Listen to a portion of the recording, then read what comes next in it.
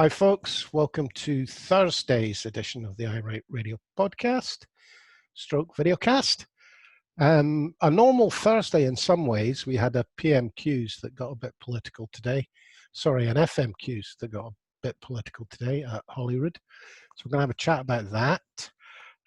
Richard Murphy, the economist, has blogged, written in the National and made a video about why an independent Scotland shouldn't worry about the so-called debt owed to the rest of the UK.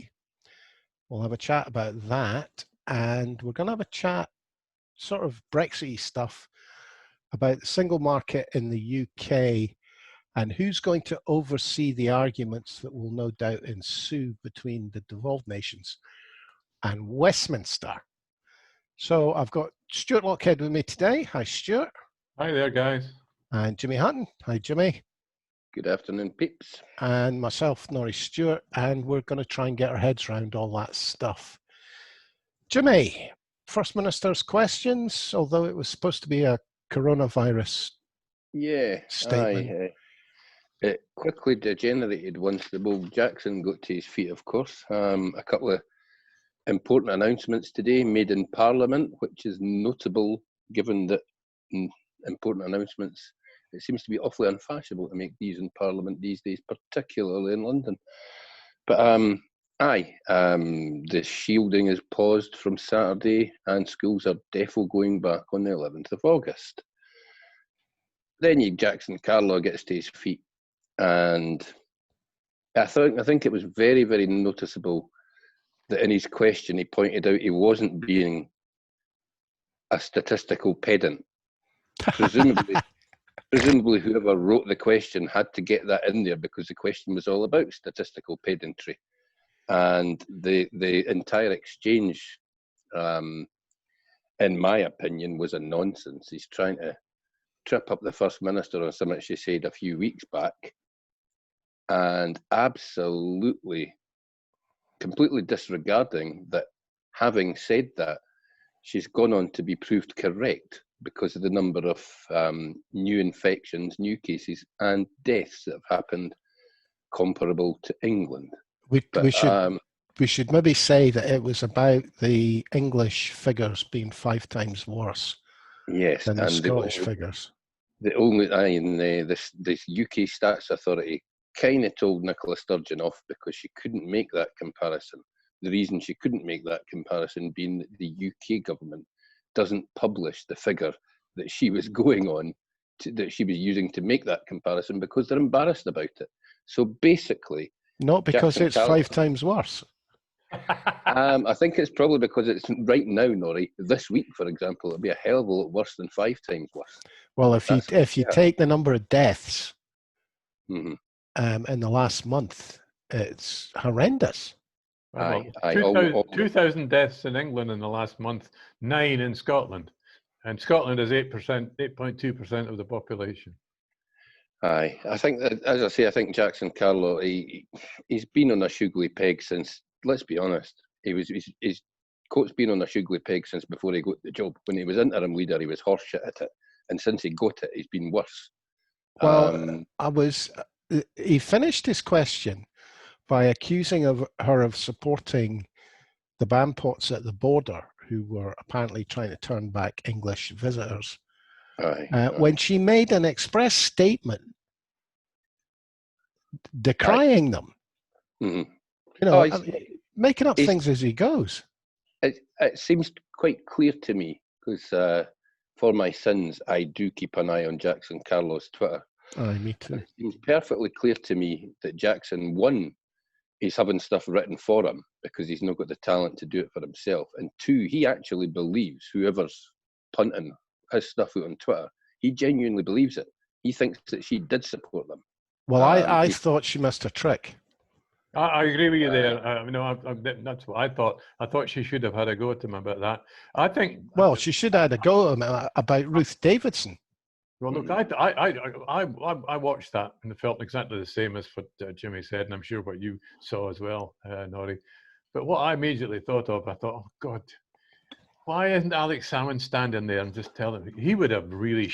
Jackson Carlaw would have been stood there in his underpants virtually if Alex Salmon had been there to answer that stupid question. Well, I thought she dealt with it rather well with her, you know, what are you talking about? It's in front of your eyes. You can see how much better Scotland is doing than England.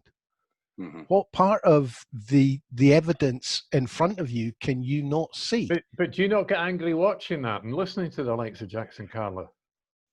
You get angry, but what I think what's most embarrassing for Conservatives in general is that all three constituent parts of the United Kingdom that aren't England have taken decisions on this that have ended up, or that have gotten them to a stage where the prevalence is way lower than it is in England. In Northern Ireland, they've done a fabulous job. Wales, Scotland, brilliant jobs. England has been a disaster, and the Conservatives cannot admit that.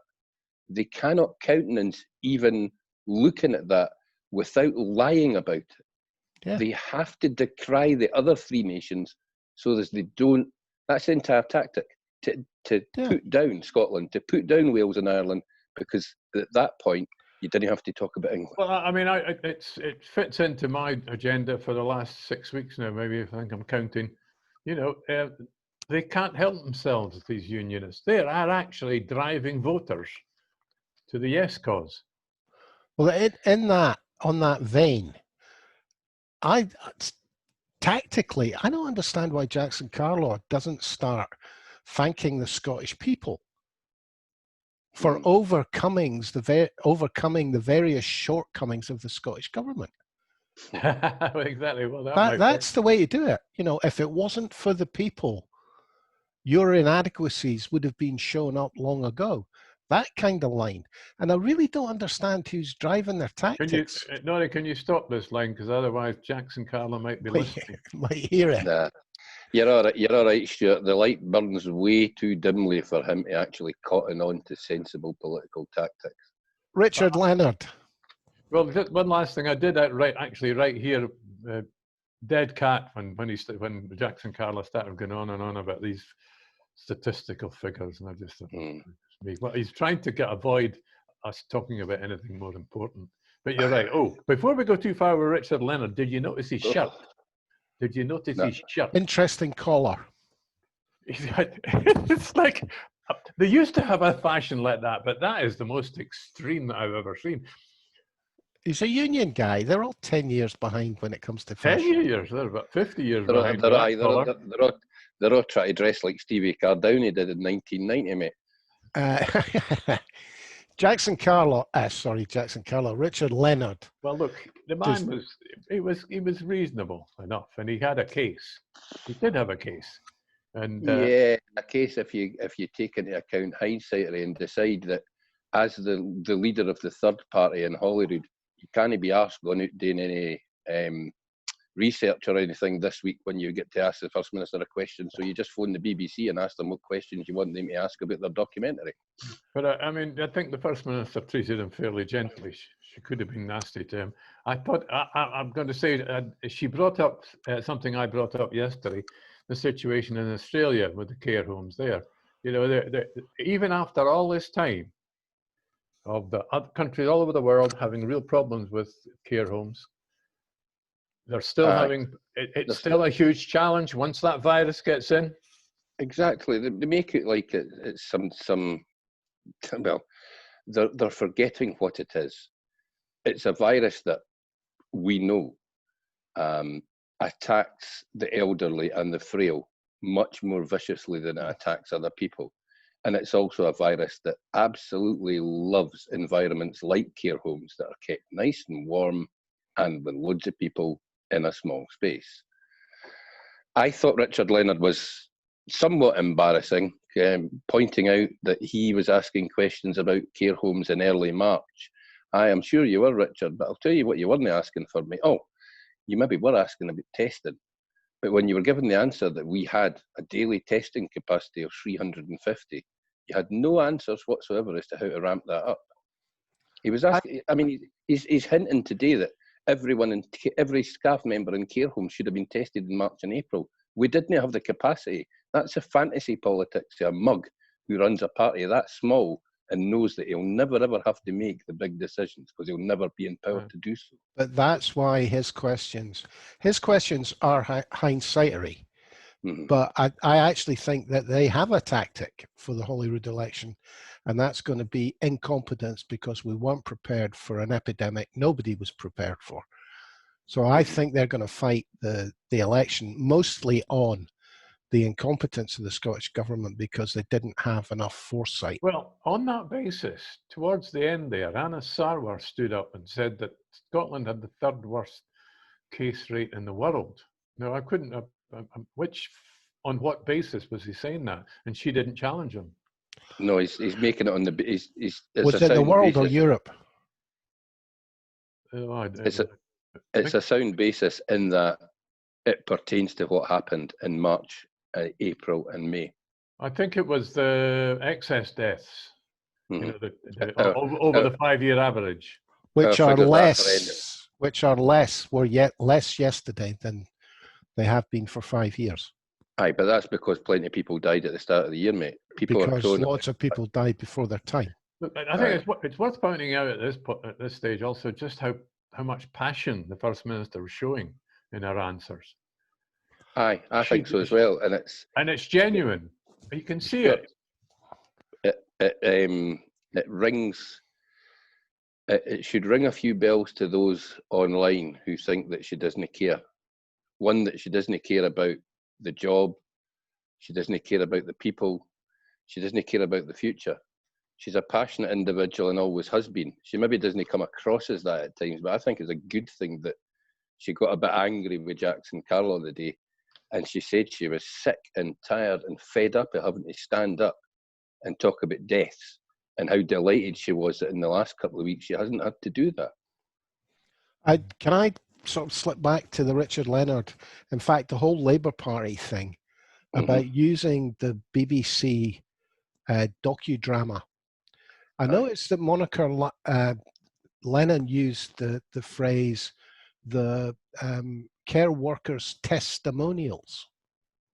Now, I'm sorry, and I'm actually pretty disgusted about the way they chose to put across the words of those care workers. Hence me calling it a docudrama. I think that was outrageous. And the Labour Party have decided that they're going to use that on a par, as we said yesterday, with the panorama-style programs. Report facts and do not organise anything. It's ambulance chasing, Norrie. I'm really pissed off about it. I thought it was outrageous. Well, unfortunately, it's about all that Labour have got to go on. They don't have the talent on their front bench. In fact, they don't have the talent anywhere in that parliamentary party to actually make the points that they're attempting to make. I mean, there certainly is a case. All right, you're using hindsight, Eddie, but there certainly is a case, as we've discussed before, that the pandemic planning throughout the United Kingdom and throughout Europe was woefully inadequate. So you go at that planning for the wrong thing. Aye, the problem with that for Labour is the pandemic plans probably started when Labour were still in bloody power. But look, it was, you say it, look, it's what they've got some depth in as much as they're talking about but poorly paid workers, they're talking about information they can get from the union, GMB in particular. You know, that's the way they're tackling it. It's interesting that they're attacking the SNP and not the private owners, which may be indicative of the move that Labour has made to the right. But I haven't yet to hear anybody from the Labour Party talk about the unions fighting the employers to get better conditions. They didn't. It's the SNP's responsibility because they're in government. And they also don't appreciate or give any credit to the fact that private employers within the care industry were forced, their hand was forced to give better pay and conditions to their workers earlier this year because the SNP government twisted their arm and made them do so. And underwrote I mean, they didn't give them money, but I think they guaranteed them loans for it. I'm not They also, 100% sure about aye, that, I mean, folks. they also guaranteed their staff. I'm sick and tired as well of Labour talking about PPE. Where were the problems in PPE? At the start, there was a general problem for provision of PPE, but in Scotland, we never ran out. The only places that were particularly hard pushed were the private care homes. And at that point, the Scottish Government stepped in and started providing them with a supply that they didn't have to give them. They gave them it. I think the guidance, I think there might have been problems with the guidance through lack of knowledge, to be blunt. But I mean, that'll come out in the wash. You're probably right, mate. I mean, hearing statements like they told us to wear masks, then not to wear masks, then told us to wear masks again. That's a terrible thing to hear.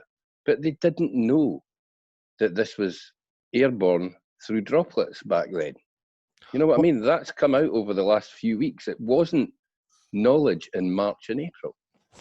I think the most important statement that was made was the actor who voiced the care worker who said they got somebody in from hospital and didn't isolate.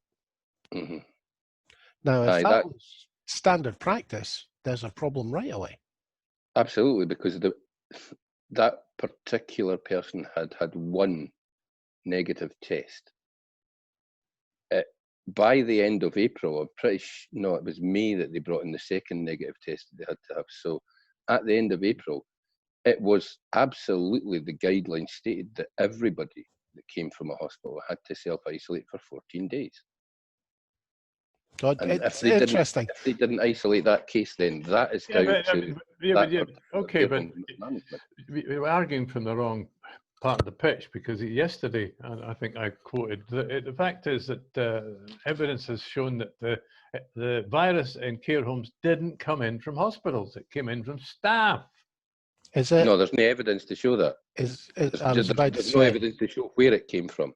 Well, as yet. This was, well, I'll look it up for you, and I read it out yesterday.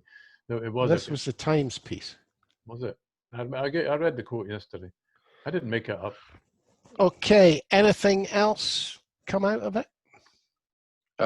Weirdly, I just kind of caught Ross Greer standing up to make his point, and Nicola Sturgeon slapped her forehead. She was like, "Oh, Jesus, no, this wee clown again."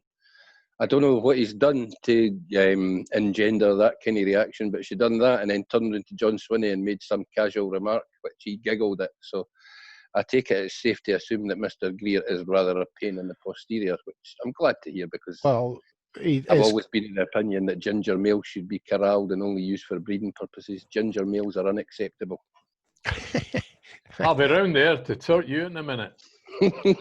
Stuart, you've not been ginger for quite some time, mate. You've matured into a snowy white. The Ross Greer question was about face masks and teachers. Aye. Now, I don't know about your classrooms, boys, but can you remember your teacher ever being within 2 meters of you? Aye, when they come up to smack you over the knuckles with a ruler. But they talk from 2 meters away from the front row, at least. Aye.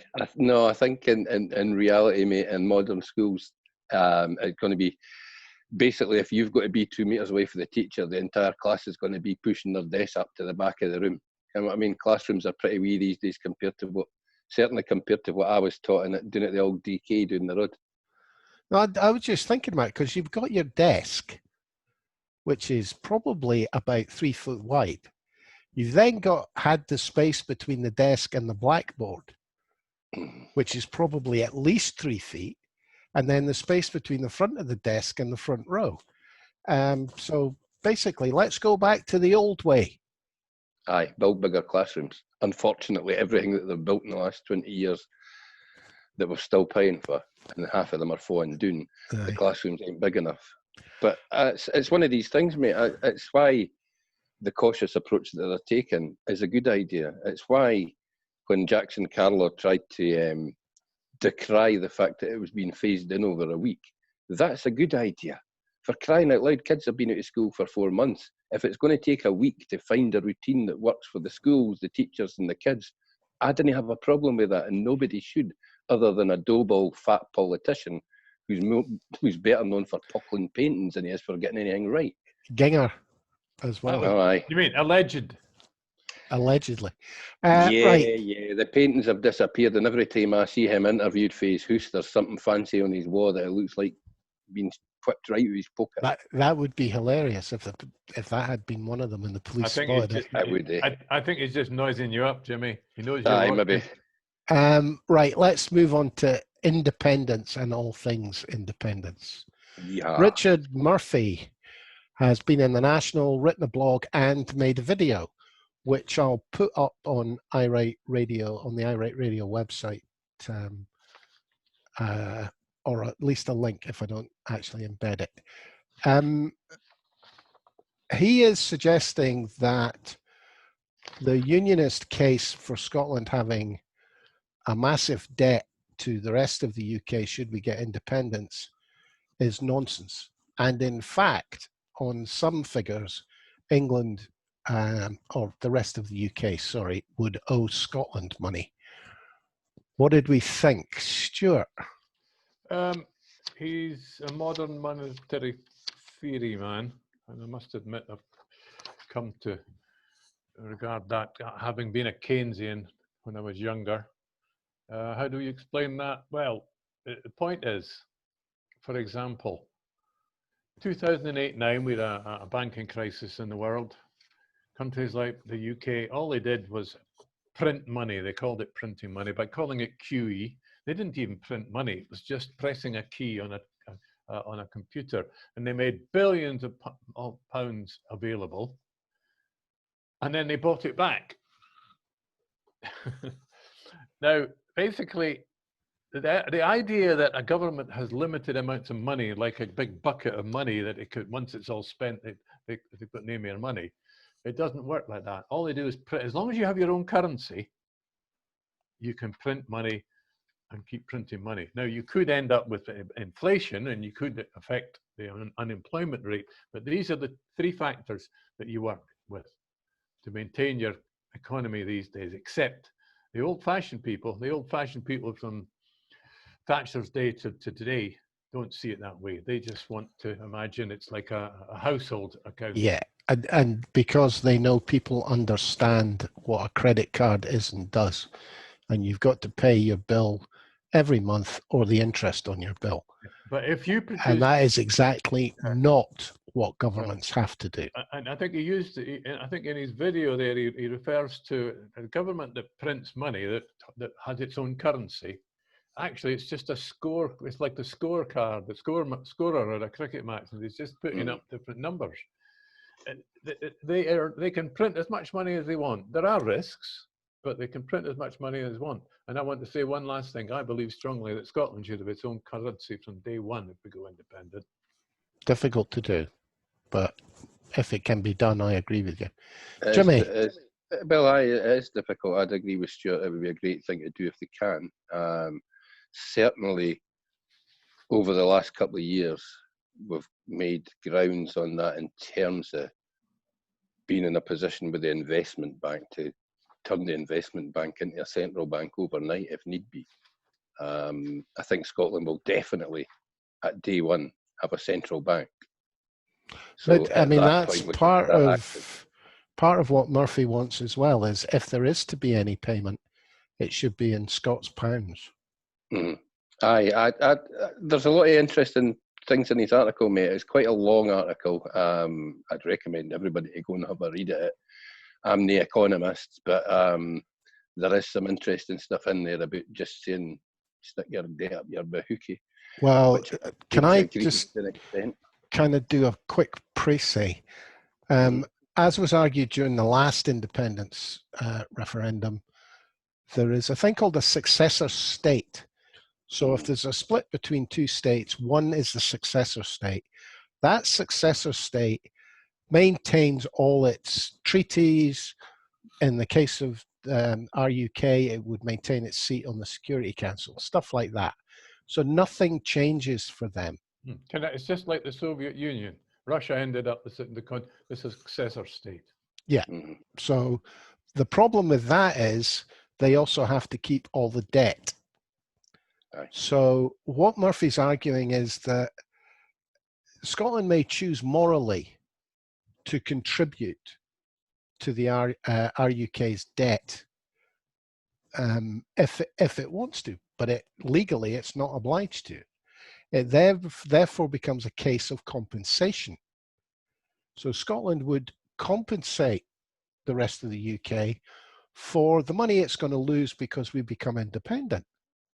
So, okay, if we're subsidized by England, England should compensate us for the money we're going to lose by becoming independent. Well, can I throw in the next point, which is that the UK has repaid a tiny percentage of its total 40 debt, billion. out of one and a half trillion. trillion or something. And apparently I've got no intent, doesn't look as if though they've any intention of repaying their debt. So why should Scotland repay a fraction of anything, of something that's never going to be repaid? Which, I agree with that point. There's other things around the successor state that I have make me smile. Just for example, should England wish to be the successor state, I don't think for a second that Russia and China will allow them to keep their permanent seat on the Security Council. I think I can't see it. given that the way they've been treated by the UK government over the last few years, I think they would take great pleasure in removing England as a permanent member of the Security Council, perhaps replacing them with one of the developing Germany countries, or for example. France or a European country. Maybe. No, Brazil. put India on there, mate. As a India foreign should be policy, there. they would love to replace England on the Security Council. Indeed. Yeah, that would be interesting. The other thing he didn't mention anywhere was the fact that we would be entitled to 8% of the Britain's assets. Yes, aye. That's an Which I interesting. thought was interesting. Yeah, it's interesting that he never mentioned it at all, because it does make rather a large number. If we did have a central bank and we got 8% of the assets, then that central bank would be awfully wealthy on day one. So, you know. There's a lot. There's a lot to be. There's an awful lot in the negotiations that we could have some fun with. Well, let's just stop for a second and try and imagine or try and guess what would be the biggest category of assets that the UK government owns. I just want 8% of Crossrail and the London sewage system. So that 8% of the year, only Scotsmen are allowed to use it. That includes the sewers. The sewer system. Definitely that's brilliant, includes the sewers. Mm-hmm. I think I'd quite like 8% of the Royal Navy, just to really annoy them, because there's only about 3 or 4 boats now that are actually working. No, they've got, what, 40 odd admirals. I didn't want 5 admirals, mate. No, you didn't want the admirals, just the boats. I'm wanting the boats, mate. They can but you know, we've got 2 huge aircraft carriers that are undermanned, and they don't have any planes. Apparently China's building a brand new carrier, and it's high tech. It's designed to launch drones. Mm. I mean, I'll tell you what. Talking about the asset thing, it could be real fun, because I'd like to be the guy that went around counting the number of uniforms the British Army have and estimating the 8% that's due us. Look, I'll have to answer that. Bye for now, guys. Yeah. Okay, nobody's, mate. Mate, you wouldn't need to be the boy that goes there. You just speak to a couple of QMS, quartermaster sergeants. They would sort you out with a number, no bother. Oh, you trust quartermaster sergeants? Well, as long as they got got all the coffee they've got stashed under their bed. As long as they got a wee bit of pocket out of it, mate, they'd be delighted. Well, it's interesting that Murphy decided to take the time to write this piece now, because I think the political parties in Scotland have decided to go political again. Absolutely. All bets are off. Let's be honest, mate. They're probably looking down the road and thinking, hold it, we're going to get not a second wave, we're going to get a resurgence of the first wave by about September, October, so we might as well strap on our boots and put the boot in as instructed by Baroness Ruth. Well, I think we'll end it, the Murphy section there. I will post links to Right. the blog and the video for folks because it's quite complicated, but it's well worth a read. Mm-hmm. Now, what was it? The Courier or the P&J today ran a piece about the fallout from Brexit, which is this idea the Tories are spinning around Yes. of a UK single market, Yes. which Leads on for Alex Sharma last week in Parliament making his statement, and at the time he was asked about oversight of problems that may arise between the devolved nations and Westminster. And they were still, you know, they're talking about a committee, they were talking about this and that. Turns out now it would appear, sorry, that worked too well, eh? It would appear that a peer mentioned yesterday in the House of Lords that any problems between the devolved administrations in Westminster are actually going to be sorted out by the courts. excuse me. And that said peer, said Lord, said FUD in a deed stock coat, didn't actually point out or mention whether that be the courts of England and Wales or the courts in Scotland. Because if these things are going to be sorted out by the courts of England and Wales and eventually run to the Supreme Court, because let's be honest, none of these disagreements will be easily sorted. Again, we are having Scottish law being set aside in favour of English and Welsh law, which is an absolute breach of the Treaty of Union. So what they managed to avoid with the British, in brackets, Supreme Court, because there is a Scottish judge sits on that Supreme Court, that was the way they got round undermining Scots law. Aye. Will they do the same thing here? Well, it looks like they seem to be a bit brazen about this, mate. It looks like they think they can get away with that, yes. Well, they're talking about passing it by September. Sorry, that's going to, September at the latest, I think is more accurate. Aye, that's going to, I mean, they'll be able to pass it because they've got the votes, mate. Although, interestingly, they don't have the votes in the Lords.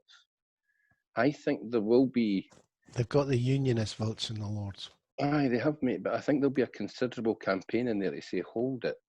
What power are we granting to this Conservative government? Because even a lot of the Conservative peers in the House of Lords, they don't have a lot of time for this particular administration, mate. They are looking at some of the actions that have been taken so far and some of the planning that they have for what they've got coming down the path and thinking, hold it, this is dangerous and this will split the union asunder. Well, what I find particularly interesting, having won their case about the Seoul Convention in court already, why do they feel the need to do this? This is just a loincloth. This is just some way a smokescreen. You know, you think? Yeah, I think they're basically creating a talking shop that can be ignored. Right. Now, if it has to go to court, do you really think they're going to wait the months it's going to take to go through the system?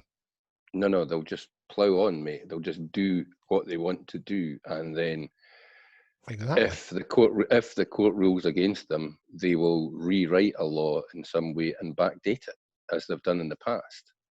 However, I was looking at this thinking maybe that's why Baroness Ruthie is getting ennobled, because one surefire way to get around any problems in the House of Lords is to have Ruth Davidson introduce this legislation or drive it through, because she's remarkably popular amongst London Tories. They think the sun shines out her jackboots.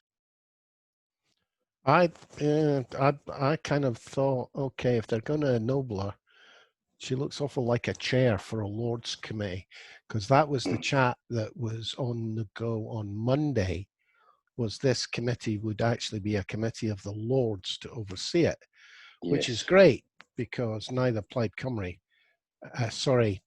Sinn Féin or the SNP sit in the Lords. Mm-hmm. Aye, it does. As I say, mate, she's popular there. She's popular with the Tory press. She's popular with the Tory party. So, and the fact that she's got a Scottish accent lends some legitimacy, certainly in London eyes, to if a Scottish voice, a Scottish person is pushing this through.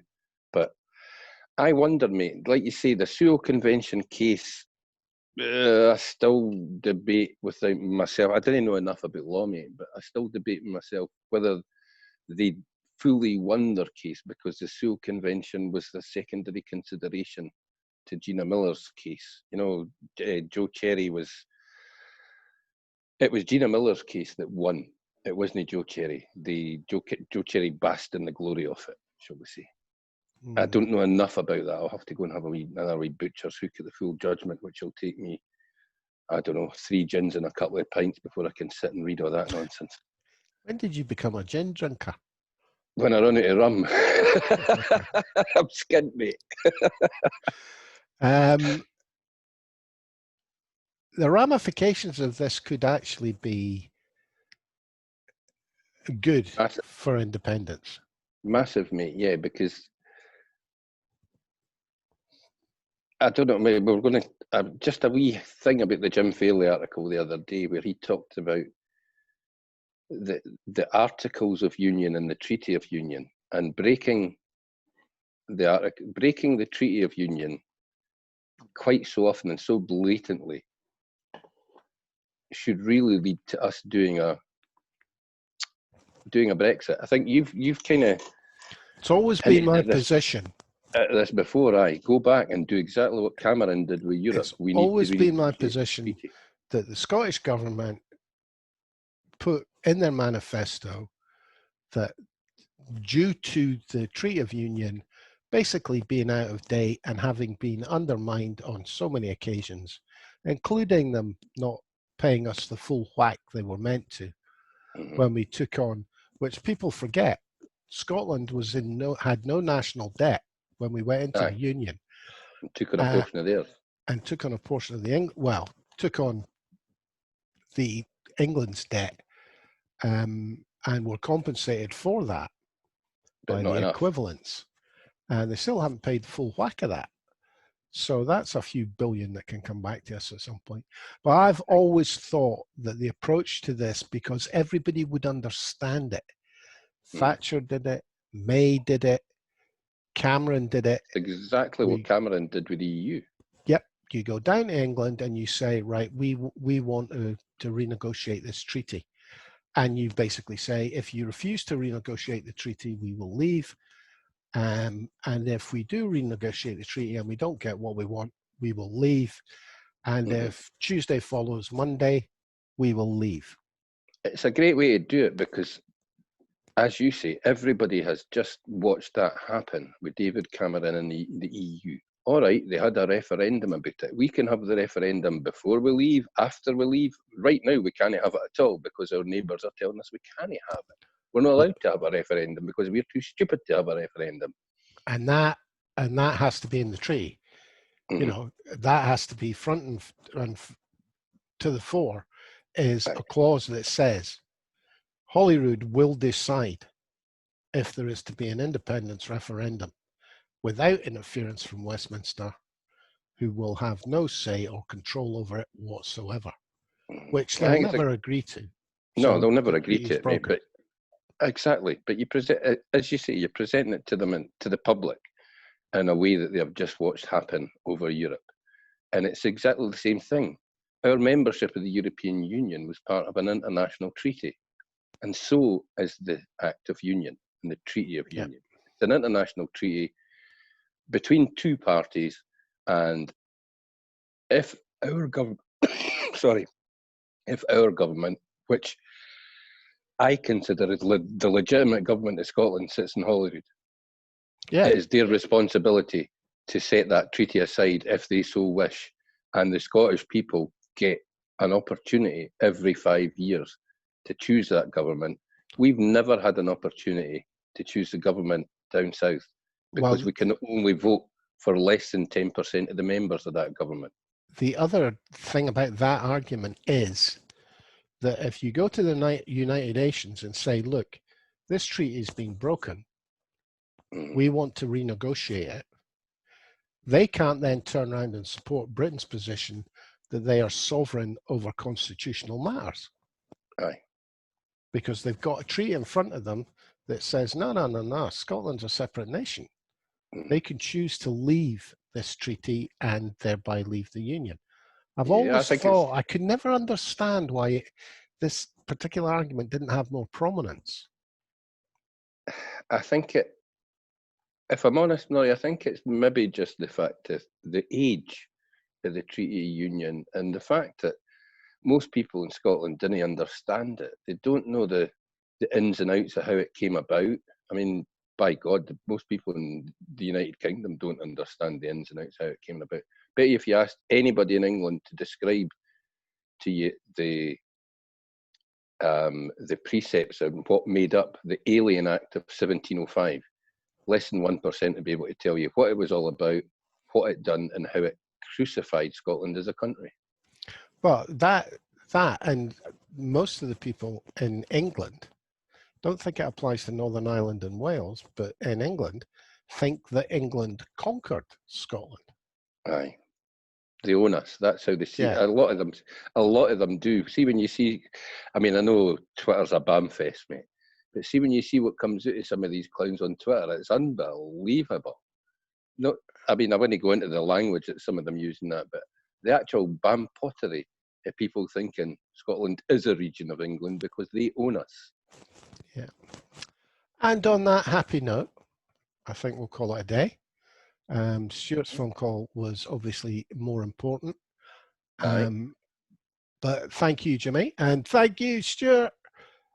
I'm Norrie Stewart. Thanks for listening, folks. Tomorrow is Hat Friday. Feel free to wear a hat if you're listening. And you get a hat. I want no excuses about union reps giving you permission. Bonnet day. I'll see what I can do, mate. I'll see what I can do. And I didn't want to hear the Doug ate your bonnet either. Covering all the bases. The Doug's not getting fed till about an hour before tomorrow's broadcast, mate. Okay. We'll catch you all tomorrow, folks. I hope you enjoyed listening. Cheers for now.